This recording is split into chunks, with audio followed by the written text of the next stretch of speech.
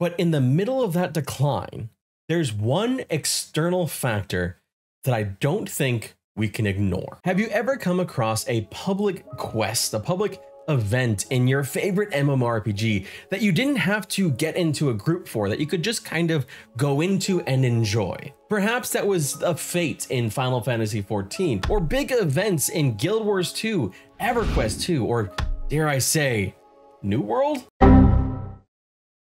Well, you may need to be thanking a game that launched in 2008 and closed in 2013, Warhammer Online.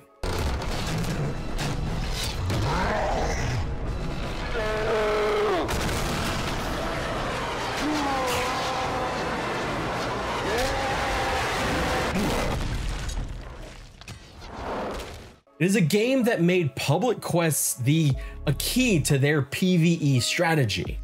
And it's a thing that actually may have cost them in the long run.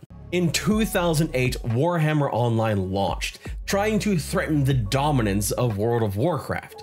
It came with an incredible IP. From Games Workshop, Warhammer has so much depth and history to it, it may have actually even served as the original inspiration for the Warcraft series. Not just the Warhammer, but Warcraft itself. The game even launched to a smashing success, selling over 1 million copies and peaking at 800,000 active subscribers. Strong competition for World of Warcraft at the time, strong numbers for an MMO that would be launching today. So what happened? What went wrong with this game? How did it fail so spectacularly?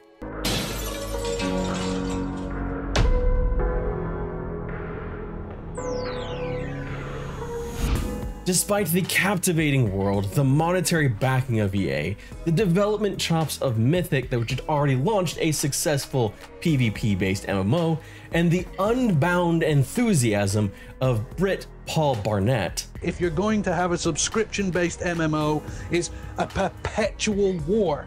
You can't have an end. That would be bad, and Warhammer helps us again. The whole thing is built so that there is no ending. There is just epic, heroic, perpetual struggle. It did end. Not with a bang, but with a whimper.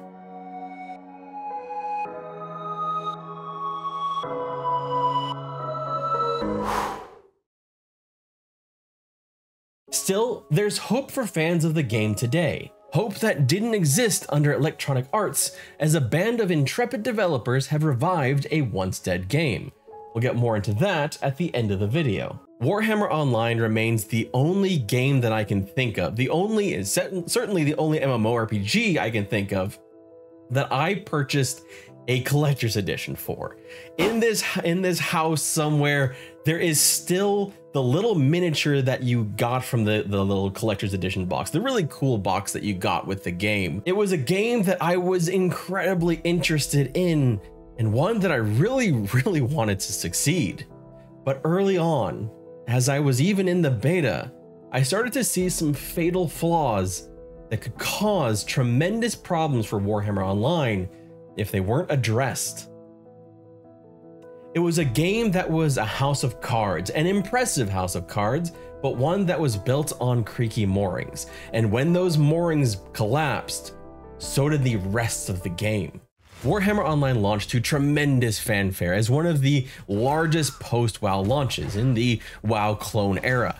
It provided a familiar but darker setting than fans of WoW were used to, aiming for a more realistic art style with less exaggeration and more dark themes, including plenty of, well, dark humor.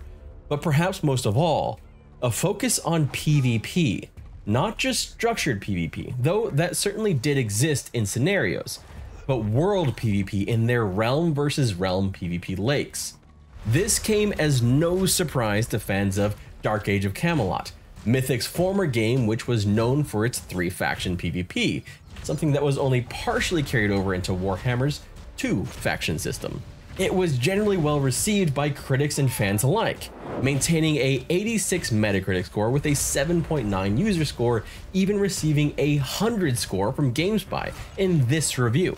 Warhammer Online has had the smoothest, most complete MMO launch we've ever seen. Game balance and other elements of the game need tweaking, but they're all there. They all work, and most importantly, they're all fun.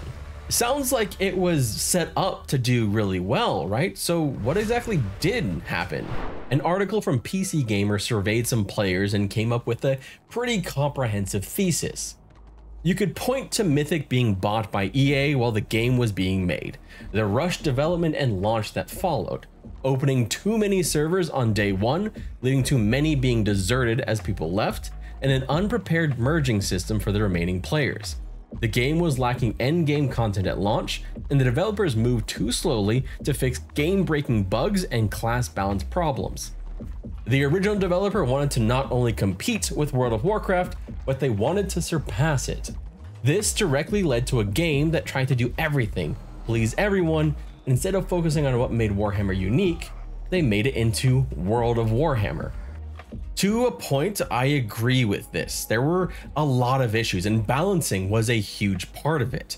And population, well, population, as you'll see, is kind of what I think underlines every issue the game faced, because the steep decline is what exacerbated the problems that were already there.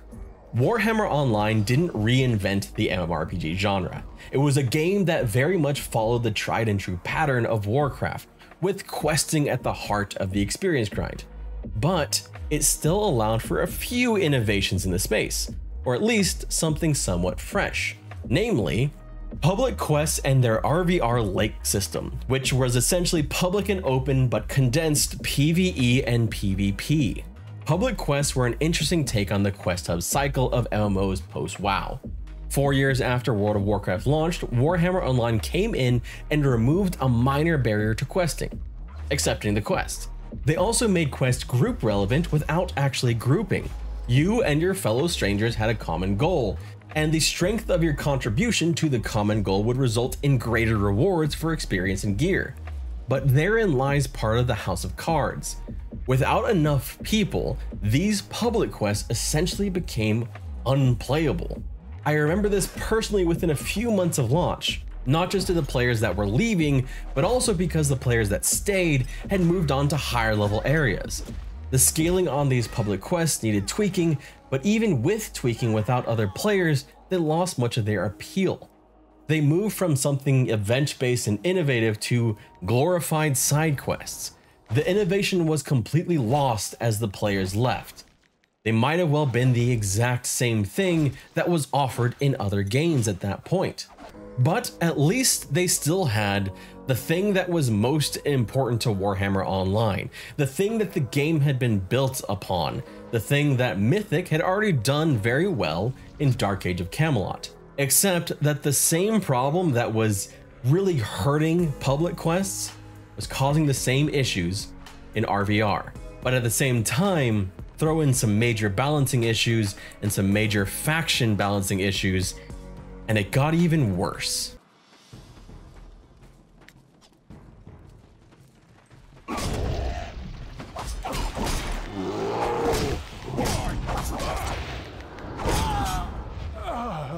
PvP was essentially the pillar of Warhammer.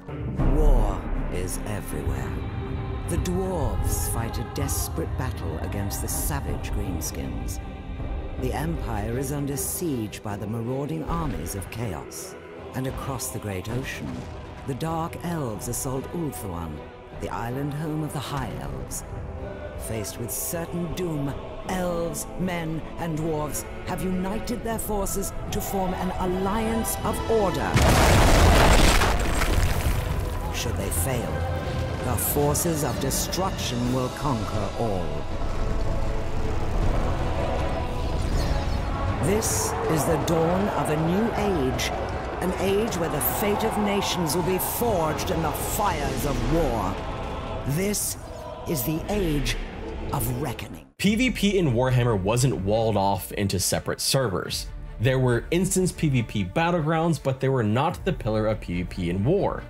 World PvP was part of the lifeblood of Warhammer Online, and it was deeply entwined into their marketing. Post-mortems of the PvP would point to issues with 2 factions versus 3, which had been used to great success in DAOC. This was further exacerbated with the decision to not directly mirror the classes across the two factions, creating even more issues with balancing. Without exception, one faction or the other would become dominant, hurting the incentive to PvP and making that ball roll faster downhill toward a barren wasteland. But it's much more than that. Endgame content in war was tied to PvP, meaning you couldn't escape the balancing population problems even there. RVR lakes took up huge swaths of the world. Without players, they were generally empty. Big gaps in content. That empty feeling, they tried to fix it, but in doing so, just created more issues.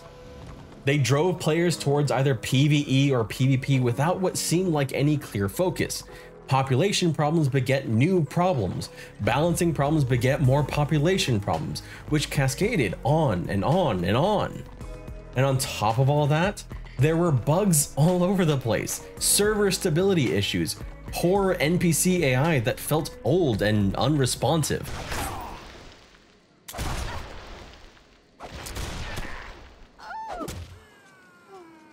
And so much more.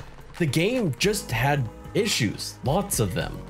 But it's not that other MMOs didn't also have issues. After all, many of the players that tried out Warhammer Online were disaffected with World of Warcraft's Burning Crusade expansion, the addition of mercenaries in EverQuest with Seas of Destruction, or they were still reeling from Star Wars Galaxy's 2005 NGE update.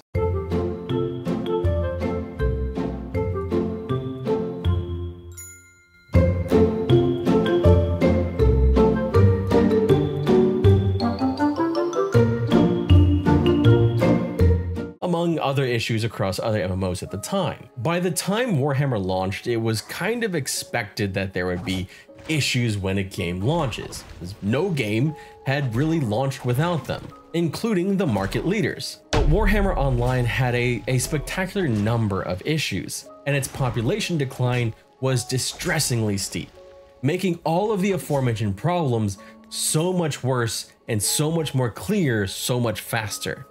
From a peak of 800,000 in September of 2008 to less than half of that at around 300,000 in December of 2008. If you are familiar with more recent MMO history, it's a lot like what happened to New World and Lost Ark, who lost huge swaths of their population shortly after launch. That is a difficult thing for any MMORPG to handle.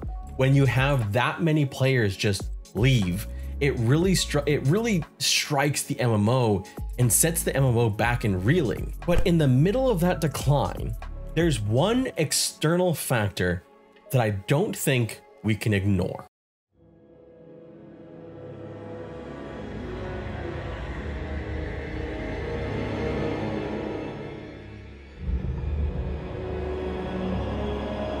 My son, the day you were born, the very forests of Lordaeron whispered the name Arthas. Warhammer was very similar to World of Warcraft in many ways. And so when the latter launched what many consider the best expansion of World of Warcraft, Wrath of the Lich King, just 2 months after Warhammer Online's launch, all the issues with Mythic's game became more apparent. I want to be clear here, I am not saying that the reason why Warhammer Online failed is because Wrath of the Lich King was just that good. Although I did actually quit Warhammer Online to go play Wrath of the Lich King myself. But what I'm trying to say is that in this time when you're basically cloning World of Warcraft, and then this amazing expansion launches that is getting rave reviews and all your friends are going to play this, it's giving people a place to go to, a bedrock example of this is a good game, we can go play this now. Why would I put up with the growing pains that are happening with this other game? And when more and more people do that, causing more and more issues to snowball for the game, it became difficult to even consider, why would you keep going back? All the issues were made more apparent. The funny thing is, World of Warcraft actually has kind of a history of doing this to other MMORPGs, including my favorite MMORPG.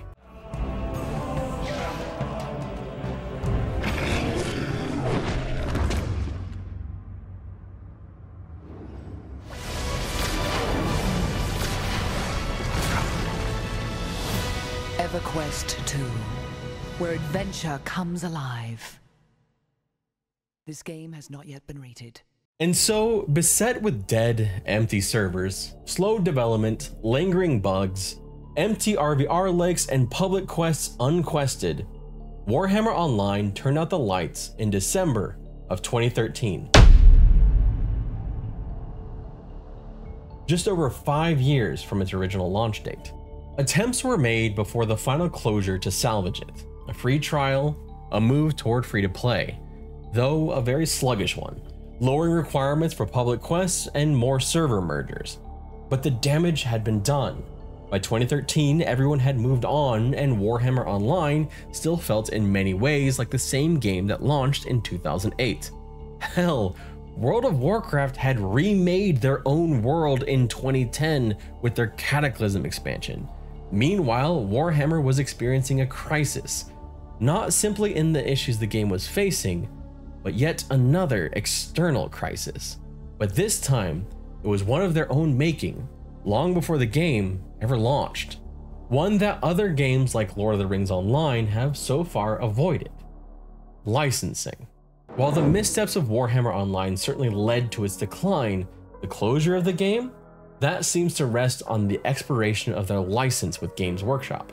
It's unclear if that license was only for 5 years or if it was curtailed due to the game's failures, but I imagine it probably just got too costly to consider repurchasing the license, and Games Workshop may have wanted to look elsewhere. The lights were flickering, but licensing pulled the plug. But that wasn't the end of the story. In fact, it continues on today.